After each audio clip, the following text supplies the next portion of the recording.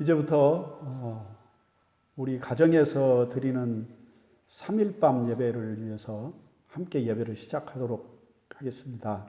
사도신경으로 신앙 고백합니다. 전능하사 천지를 만드신 하나님 아버지를 내가 믿사오며 그 외아들 우리 주 예수 그리스도를 믿사오니 이는 성령으로 잉태하사 동정녀 마리아에게 낳으시고 본디오 빌라도에게 고난받으사 십자가에 못 박혀 죽으시고 장사한 지 사흘 만에 죽은 자 가운데서 다시 살아나시며 하늘에 오르사 전능하신 하나님 우편에 앉아 계시다가 저리로서 산 자와 죽은 자를 심판하러 오시리라. 성령을 믿사오며 거룩한 공회와 성도가 서로 교통하는 것과 죄를 사하여 주시는 것과 몸이 다시 사는 것과 영원히 사는 것을 믿사옵나이다. 아멘. 찬송가 543장을 찬송하겠습니다. 어려운 일 당할 때 나의 믿음 적으나 찬송하겠습니다.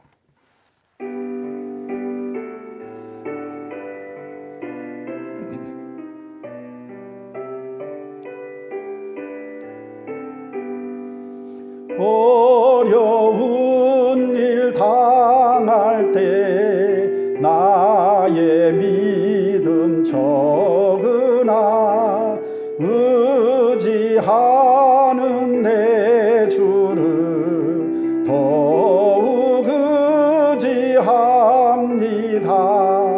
세월 지나갈수록 의지할 것뿐일세 무슨 예를 당해도 예수 의지합니다. 성령께서 내 마음 밝히 비춰 주시니 인도하심 따라서 주만 의지합니다. 세월 지나갈수록 의지할 것뿐일세 무슨 예를 당해도 예수 의지합니다. 밝을 때의 노래와 어두울 때의 기도로 위태할 때 도움을 주께 간구합니다. 세월 지나갈수록 의지할 것뿐일세 무슨 예를 당해도 예수 의지합니다. 생명 있을 동안에 예수 의지합니다. 천국 올라가도록 의지할 것뿐일세 세월 지나갈수록 의지할 것뿐일세 무슨 예를 당해도 예수 의지합니다. 아멘. 이제 하나님의 말씀을 보겠습니다. 하나님의 말씀은 히브리서 5장 5절 말씀부터 10절 말씀까지를 보겠습니다. 히브리서 5장 5절 말씀부터 10절 말씀까지 보겠습니다. 제가 읽겠습니다. 또한 이와 같이 그리스도께서 대제사장이 되심도 스스로 영광을 취하심이 아니요 오직 말씀하시니가 그에게 이르시되 너는 내 아들이니 내가 오늘 너를 낳았다 하셨고, 또한 이와 같이 다른 데서 말씀하시되 네가 영원히 멜기세덱의 반차를 따르는 제사장이라 하셨으니, 그는 육체에 계실 때에 자기를 죽음에서 능히 구원하시리 이에게 심한 통곡과 눈물로 간구와 소원을 올렸고 그의 경건하심으로 말미암아 들으심을 얻었느니라. 그가 아들이시면서도 받으신 고난으로 순종함을 배워서 온전하게 되셨은즉 자기에게 순종하는 모든 자에게 영원한 구원의 근원이 되시고 하나님께 멜기세덱의 반차를 따른 대제사장이라 칭하심을 받으셨느니라. 아멘. 잠깐 제가 기도하고 함께 말씀을 나누도록 하겠습니다. 기도하겠습니다. 자비롭고 거룩하신 살아계신 하나님 아버지, 귀하신 은혜 감사합니다. 저희로 이렇게 3일 밤 기도회로 함께 하나님 앞에 예배드릴 수 있게 도와주셔서 참으로 감사합니다. 저희가 교회 모여 함께 찬양하며 기도하며 함께 예배를 드려야 될 것인데, 우리 아버지 하나님, 코로나19 바이러스로 말미암아 저희가 가정에서 이렇게 하나님 앞에 예배를 드립니다. 그러나 이 시간 저희가 어디에 있든지 저희의 마음과 정성을 다하여 하나님께 예배하는 귀한 시간 되어지도록 도와주시기를 원합니다. 자비롭고 존귀하신 하나님, 연약한 종이 이제 하나님의 말씀을 대언하고자 합니다. 성령님께서 이 시간 종의 마음과 생각과 입술을 사용하시고 하나님의 말씀을 하나님의 말씀으로 늘 바로 전하게 도와주시며, 오늘 이 말씀을 듣는 귀한 성도들의 마음밭이 하나님의 말씀을 받기에 합당한 마음밭 되게 하시며 하나님의 말씀이 들려지게 하시고 깨달아지게 성령께서 친히 함께 주옵소서. 우리 성령님 이 시간 저희와 함께 하실 줄로 믿고 예수님의 이름으로 감사드리며 간절히 기도 올립니다. 아멘. 사랑하는 성도 여러분, 지금 저희는 고난주간을 보내고 있습니다. 그래서 오늘 본문 말씀 히브리서 5장 5절로 10절 말씀 가지고 고난에 대한 이해라는 그런 제목으로 함께 말씀을 나누고자 합니다. 본문 말씀은 히브리서입니다. 히브리서는 히브리인들, 즉 유대인 이스라엘 백성들에게 보낸 서신입니다. 지금 이 이스라엘 백성들에게 가장 중요한 것은 과연 예수님이 그리스도이신가, 예수님 메시아이신가, 예수님이 구원자가 맞는가의 문제입니다. 그래서 히브리서 기자는 사도 바울일 것이다라고 하는 것이 정설입니다. 근데 히브리서 어디에도 이 책에 대한 저자의 언급이 없기 때문에 누가 기록했는지에 대한 논란이 많이 있지만, 구약 성경에 대한 해박한 지식이라든지 예수님의 존재에 대한 정확한 신학적 이해를 추정해 볼 때 사도 바울이 그 기록자였을 것이다 라고 하는 것이 가장 무난한 견해입니다. 저도 그렇게 확신하고 있습니다.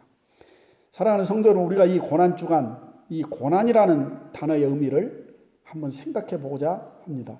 오늘 본문 말씀 7절에서 8절 말씀에 보면 예수님이 당하셨던 고난에 대한 말씀이 나옵니다. 우리는 고난이라는 단어를 생각하면 맨 먼저 떠올리는 것이 죄값을 떠올릴 겁니다. 물론 지은 죄로 말미암아 오는 고난도 있을 수 있습니다. 지은 죄로 말미암아 오는 이 고난은 다른 사람이 말하기 전에 본인이 더 잘 압니다. 죄값으로 오는 고난이 징계의 고난이라면 회개하는 것만이 유일한 해결책이 될 수 있습니다. 그런데 고난을 그렇게만 생각하지 말아야 합니다. 모든 고난이 죄값으로 오는 것은 아니기 때문에 그렇습니다.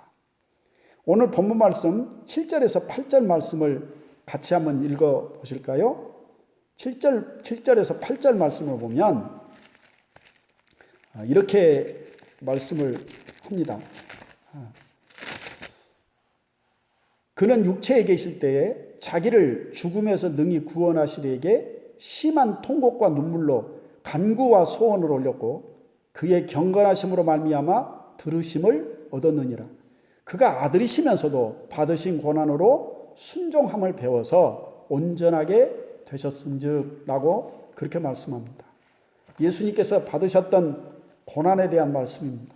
그러면 예수님께서 죄가 있어서 고난을 당하셨을까요? 예수님은 원래 죄가 없으신 분이십니다. 그런데도 고난을 당하셨습니다. 구약 성경에 고난의 아이콘이라고 불리는 욥기서를 보면 고난을 죄값으로 여기는 친구들의 정죄와 비난을 통해서 고난을 바라보는 일반적인 시각이 무엇인가를 우리에게 정확하게 보여주고 있습니다. 성경은 우리에게 죄값이 아닌 고난도 있다라는 것을 말씀하고 있습니다. 그리고 그리스도인의 삶을 산다는 것 자체가 십자가의 길이고 예수님의 뒤를 따라 고난의 길을 가는 것이다라고 그렇게 말씀드릴 수 있습니다. 성경은 그렇게 그리스도인들이 당하는 고난을 이렇게 말씀하고 있습니다. 베드로전서 2장 19절에 있는 말씀 보면 부당한 고난이라는 말씀이 나옵니다. 4장 16절의 말씀 보면 그리스도인으로 고난을 받으면 부끄러워하지 말고 라고 말씀했습니다. 그러니까 부당하게 당하는 고난도 있고 전혀 부끄럽지도 않는 그런 고난도 있다라는 말씀입니다. 먼저 오늘 본문 히브리서 5장 7절에 있는 말씀을 보면 그 고난을 통한 기도의 신비를 우리에게 가르쳐주고 있습니다.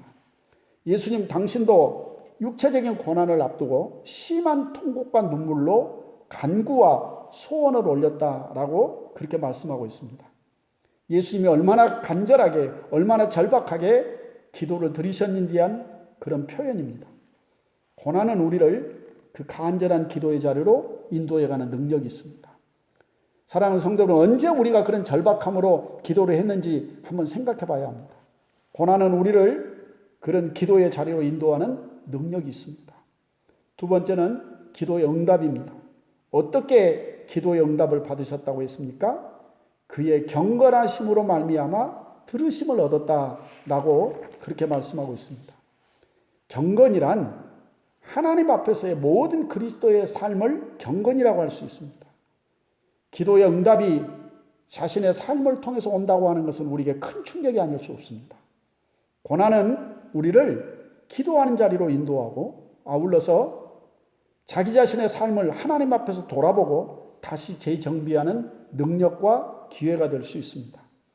물론 예수님께서 그리하셨다는 것은 아닙니다. 예수님의 삶 그 자체가 하나님 앞에서 가장 완벽한 삶이 되시기 때문에 그렇습니다. 그런데 오늘 말씀은 그의 경건하심이 기도의 응답이라고 말씀을 합니다.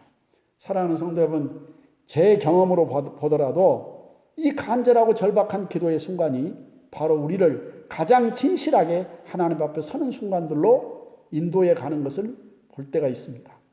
고난의 시간이 우리에게 주는 중요한 교훈입니다. 두 번째로 오늘 8절에 있는 말씀을 보면 고난을 통해서 순종함을 배우고 온전하게 되셨다라고 그렇게 말씀을 합니다. 순종은 배우는 것입니다. 저절로 되어지는 것이 아닙니다. 예수님은 하나님의 아들이시지만 순종을 배우셨다라고 그렇게 말씀을 했습니다.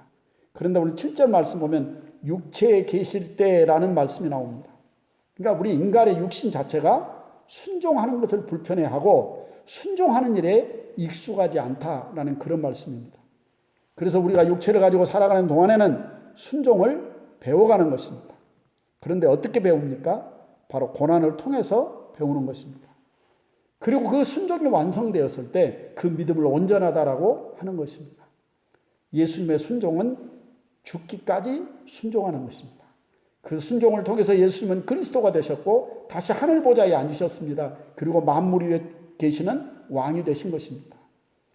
그런데 고난은 그 순종을 가르치는 도구라는 것입니다. 순종을 배우기 위해서 지불하는 대가로 보면 되는 겁니다. 고난이라는 단어를 우리가 언제 사용합니까? 자기 뜻대로 자기 마음대로 안 되는 것을 우리가 고난이라고 얘기합니다. 그리고 그것을 통해 내 뜻이 아닌 아버지의 뜻이 이루어지는 것을 보게 됩니다. 사랑하는 성도 여러분, 지금 이만큼이라도 우리가 아버지의 뜻을 쫓아 살 수 있다면 그동안 많은 고난이라는 대가를 지불하고 얻어진 것들입니다. 사랑하는 성도 여러분, 고난이라는 시간이 힘들지만 그 의미는 크고 그 능력은 대단한 것입니다. 그래서 성경은 고난이라는 단어를 단 한 번도 부정적으로 말하고 있지 않습니다. 오히려 기뻐하고 즐거워하라라고 말씀합니다. 우리를 하나님께 순종할 수 있는 사람으로 만들어가기 때문에 그렇습니다. 사랑하는 성도 여러분, 이번 고난주간은 우리로 하여금 그 어떤 때보다 많은 것을 생각나게 합니다. 평범한 일상이 얼마나 귀한 것이었는지를 돌아보게 하는 특별한 고난주간인 것 같습니다. 다 같이 기도하겠습니다. 자비에 거룩하신 하나님 아버지, 저희가 고난주간을 지나면서 오늘 히브리서에 있는 말씀, 예수님의 고난당하심의 말씀을 통해서 우리가 고난의 의미를 다시 한번 생각해 봤습니다. 아버지 하나님, 고난은 우리를 간절한 기도로 인도하는 능력이 있습니다. 그리고 그 기도의 응답은 경건함으로 말미암아 우리의 삶을 통해서 응답되어진다라고 그렇게 말씀을 했습니다.